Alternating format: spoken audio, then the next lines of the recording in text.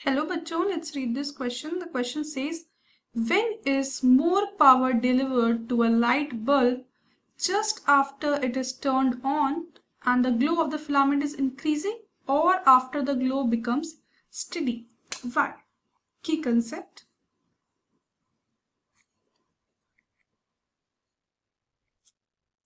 Key concept है power delivered to electrical device.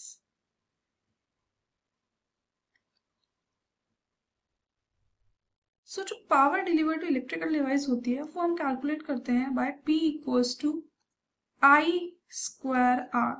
यहाँ पे जो P है वो पावर डिलीवर्ड है, I है current flowing through the device और R है यहाँ पे रेजिस्टेंस। अब क्वेश्चन में हमें पूछा है कि कहाँ पर ज्यादा पावर डिलीवर होगी लाइट बल्ब को, जब वो जस्ट अभी उसे ऑन किया गया है तब, या फिर जब उसने अपना ग्लो स्टेडी कर लिया है, मतलब थोड़ी देर बाद। सबसे पहले जब हमने जस्ट ऑन किया है तब जो फिलामेंट होगा इनिशियल कंडीशन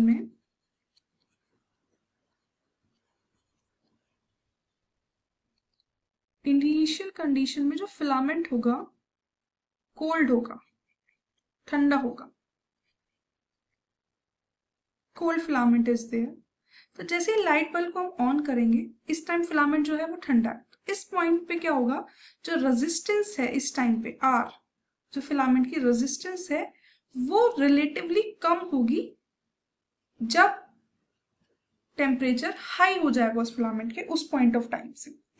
इस टाइम पर जो रेजिस्टेंस होगी वो उससे कम होगी, क्योंकि resistance of metals generally increase with temperature. अगर रेजिस्टेंस कम है तो करंट का फ्लो ज्यादा होगा, और करंट का फ्लो ज्यादा है तो P equals to I square R है।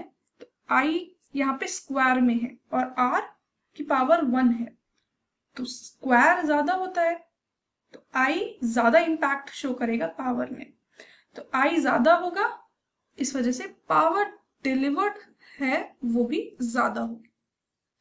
अब स्टेडी स्टेट पे देख लेते हैं। स्टेडी स्टेट पे क्या होगा, जो फिलामेंट होगा वो हॉट हो जाएगा, हॉट फिलामेंट। हॉट फिलामेंट का मतलब है कि अब जो रेजिस्टेंस होगी R वो इंक्रीज कर गई, रेजिस्टेंस इंक्रीज कर जाएगी, जो करंट का फ्लो है वो डिक्रीज कर जाएगा। अब करंट का फ्लो डिक्रीज कर गया, that means power delivered will also decrease, power decrease हो जाएगी। इसका मतलब more power is delivered to the light bulb just after it is turned on. More power is delivered to bulb just after